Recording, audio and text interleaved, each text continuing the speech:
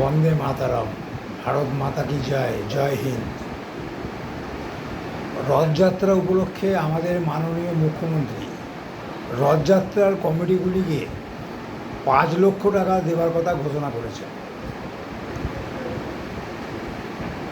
এটা ঠিক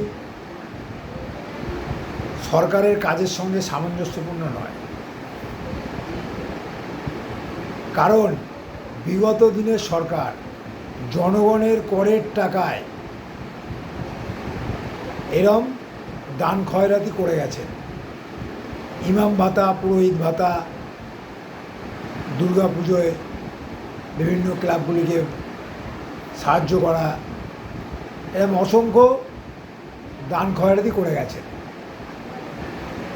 এই যে আমাদের মাননীয় মুখ্যমন্ত্রী যে ঘোষণার পর রথযাত্রার কমিটিগুলিকে অর্থ দেওয়ার কথা ঘোষণার পরই কতকগুলি মৌলিক প্রশ্ন সামনে এসেছে।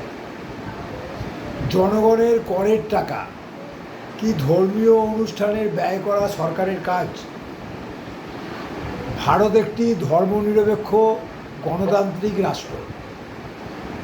সংবিধানের মূল চেতনা হলো রাষ্ট্রের কোনো ধর্মীয় পৃষ্ঠপোষক হবে না, রাষ্ট্র কোনোদিন কোনো ধর্মের পৃষ্ঠপোষক হবে না এবং সকল ধর্মের প্রতি সমান দূরত্ব বজায় রাখবে। সেই কারণে রাষ্ট্রের অর্থ কোনো ধর্মীয় অনুষ্ঠান, আচার বা উৎসবে সহায়তা দেওয়া অনুচিত। এই অর্থ সরকারের নিজস্ব নয়, এটা বুঝতে হবে। এটি জনগণের করের টাকা। মুখ্যমন্ত্রী যে পুরোহিত ভাতা ও ইমাম ভাতার মতো প্রকল্প বন্ধ করার উদ্যোগ করেছেন সেটা কিন্তু ইতিবাচক। রাষ্ট্রের অর্থ কোনো ধর্মীয় পেশার সঙ্গে যুক্ত ব্যক্তিকে বিশেষ সুবিধা দেওয়া ধর্মনিরপেক্ষ রাষ্ট্রের সঙ্গে সামঞ্জস্যপূর্ণ নয়। কিন্তু এরই সঙ্গে যদি নতুন সরকার দুর্গা পুজোর জন্য সরকারি অনুদানের ব্যবস্থা করেন তাহলে সেই সিদ্ধান্ত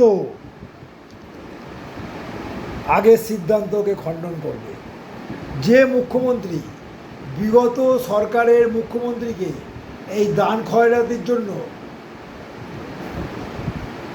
তাকে কাঠগড়ায় তুলেছিলেন, তিনি বলেছিলেন জনগণের করের টাকা কেন এরকমভাবে দান খয়রাতি করা হবে। কিন্তু আমরা কি দেখতে পাচ্ছি? বর্তমান সরকার সেই পূর্বতন সরকারের নীতি অনুসরণ করছে। আমাদের এই রাজ্যে অনেক স্কুল আছে, অনেক হসপিটাল আছে যেখানে কোনো ডাক্তার নেই, স্কুল আছে শিক্ষক নেই, ছাত্র সংখ্যা কম।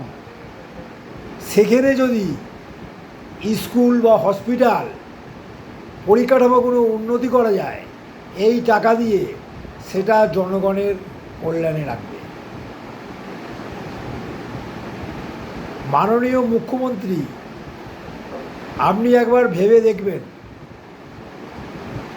যে আপনি যে কাজটা করছেন তার বিরুদ্ধেই কিন্তু আপনি বিগত দিনে বলেছিলেন, এখন আপনি সেই পথেই অনুসরণ করছেন। আগামী দিনে আপনি দুর্গা পুজোতেও অনুদান দেওয়ার কথা ঘোষণা করেছেন, কিন্তু এগুলো ঘোষণা করার আগে যে দান খয়রাতিগুলো করবেন সেগুলো আমাদের রাজ্যের পরিকাঠামো উন্নয়নে ব্যবস্থা করলে আমার তো মনে হয় খুব ভালো হয়। আমরা এখন ইউটিউব খুললেই দেখতে পাচ্ছি অনেক বাড়ির মহিলারা আপনার বিরুদ্ধে বলতে শুরু করেছেন, কারণ তারা প্রকৃত পাওয়ার যোগ্য, তারা কিন্তু অন্নপূর্ণা ভাণ্ডার পায়নি।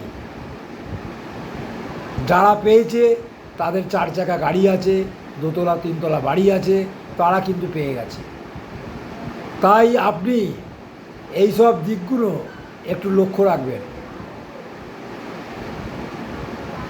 কারণ বর্তমান দিনে যাদের দরকার, প্রকৃত দরকার, তারা কিন্তু সেই টাকাটা পায়নি। সেই জন্য তারা তাদের নিজেদের ক্ষোভ প্রকাশ করছে। আপনি যদি আগে বলেছিলেন, এখন যদি সেই কথা খণ্ডন করেন, তাহলে কিন্তু জনগণ আপনাকে ভোট বাক্সে দেখে নেবে। নমস্কার।